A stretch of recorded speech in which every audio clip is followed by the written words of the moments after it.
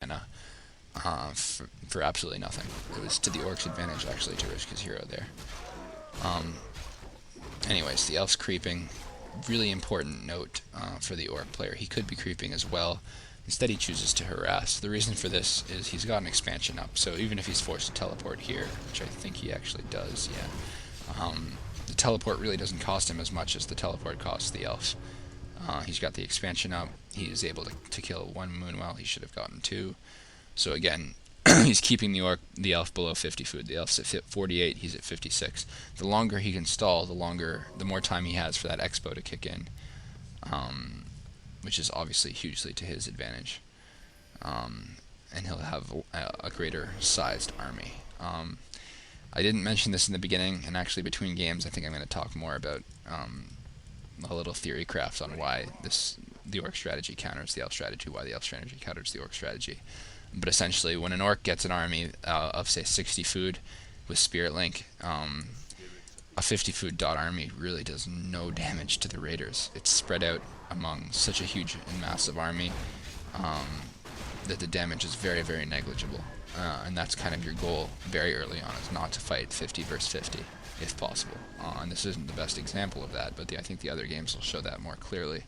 It's not that you can't win 50 versus 50 food, I mean, it's just absolutely not ideal, given how easily you should be able to, in theory, get into 60 food before they are, since they're teching tier 3. Just one of those examples. Anyways, again, forces another hit and run teleport. All of these town portals are really hurting the Elf, obviously. 350 gold when you don't have an expansion, twice 700 gold. That's a lot to waste, whereas 350 gold or a speed scroll, 50 gold, really mean nothing to you when you have the expansion and you're putting up a food advantage. And I mean, the Elf hasn't scouted the expansion, but by now he probably should have assumed it, based on this Orc's play, based on the fact that he isn't power creeping that Torrent Chieftain to 5, maybe, for example. So anyways, he tries to force a fight. Looking right now, food counts 68 versus 50, so the Orc has a full 18 food advantage. One thing I'd like to point out that's unfortunate for the Orc is he does not have any Bat Riders. I'll say this now, and I'm going to reiterate it later on in my little theory craft talk. When they have Fairy Dragons, remember, Mana Flare does an equal amount of mana damage, I believe, to the cost of the spell. Dispel on a Walker costs 100 mana, so that's 100 damage to the Walker. You can imagine it becomes very painful to use Dispel and Spirit Link in a battle with Fairy Dragons around, and that's not good. So you need Bat Riders to snipe them. Anyway, sorry, talking about the fight, notice the first thing he ensnares is the Demon Hunter. He wants to keep that as far away as possible from the Torrent Chieftain. That way you can get off as many shockwaves as you can without mana burn. He's Spirit Linked before the battle, very smart. It's a good idea. That way you can aim your dispels so that you're dispelling as few of your Spirit Linked units that aren't in the air as possible. The second, the Blade Master is in the air. He should be dispelling the Blade Master Cyclone. As far as Torrent Chieftain goes, if he's in good position and his cooldown hasn't run off, he doesn't have to dispel that Cyclone right away because he's only waiting for Shockwave cooldown to come back. Basically, 18 food advantage. Spirit Link makes dot damage almost negligible, and the mana pot and the good ensnares, good position on the Orc's part, tear up the dots, and the Orc's the winner. Okay, something I wanted to address earlier isn't fighting the Elf. That's an example of a game where the Orcs made some decisions to be aggressive early on, and that aggression pays off in that he's able to get a fairly secure food advantage, and also the expansion. Another huge problem, Orc players, myself, I'm very guilty of this, we have versus Elf, is not choosing our fights wisely. Huge difference. If you watch, I'm blown away by Lynn and Grubby when I see these games. Their decision making, when they fight, when they don't fight, so important and so key to how they beat dots, and it's something that is sort of overlooked when you watch a pro replay. So talking about positioning in fights, that's the most obvious thing. I spoke briefly there how he kept the Demon Hunter briefly, not very well, but he kept the Demon Hunter away from his Torrent Chieftain using Ensnare.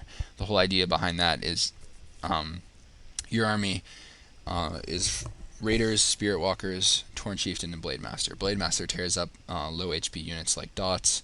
Raiders take reduced damage to dots because they have, I think it's light armor. They do siege damage, which does extra armor to unarmored, so Raiders technically counter dots.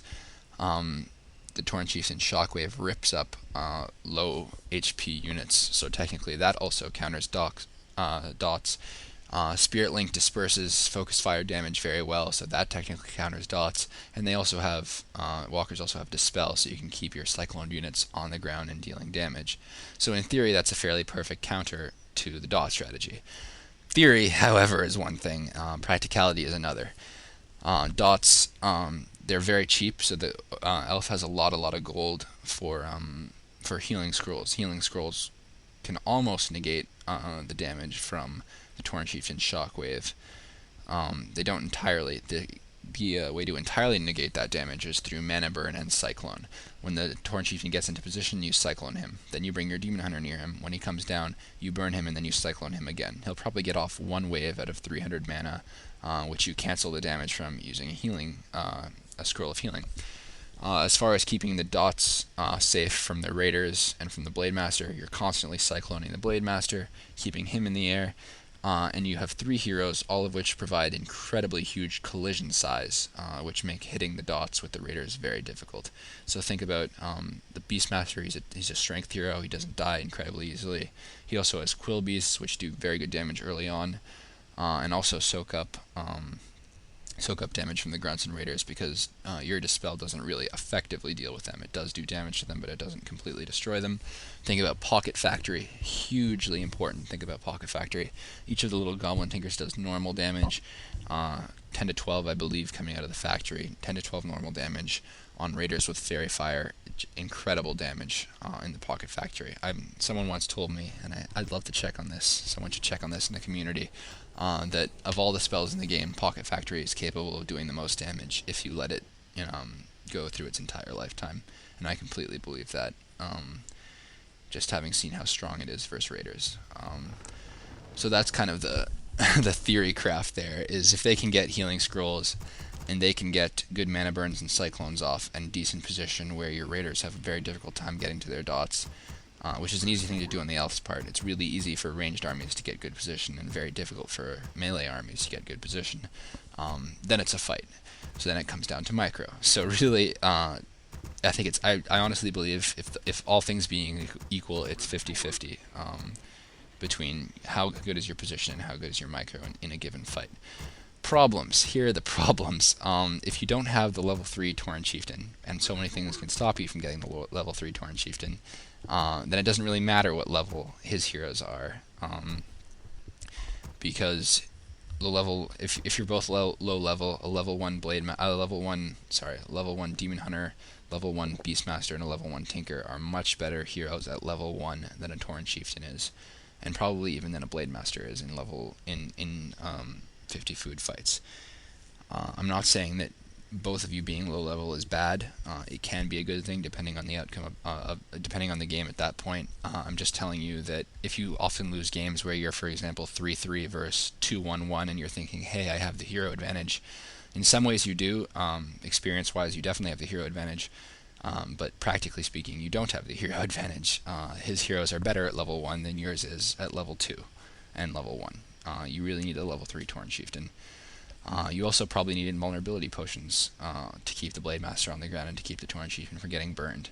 So there's so many little variables that make up this strategy, and that'll determine whether or not you are successful or the elf is successful. And I've tried to suggest early on, I think it's a little bit easier for the elf to be successful at my level of play, and even above my level of play with this strategy, than it is for the orc to be successful. And it's a lot easier for the elf to get good position. That's not to say that it's inherently imbalanced or impossible to beat. It just means you have to work pretty damn hard to beat it. Anyways, get game 3 up. 1 minute mark, 1x speed, Fog of War off. And I'll talk a bit. I think this is Tyrannostand, if I recall correctly. Oh, it's Turtle Rock again. I'm sorry. Yeah. Okay. So 1 minute mark, 1x speed, Fog of War off. The players are Fanatics Focus and MTW Hanf. I think that's how you pronounce his name. A higher level of play than I've shown so far in the replays. I really like how Focus has been blowing me away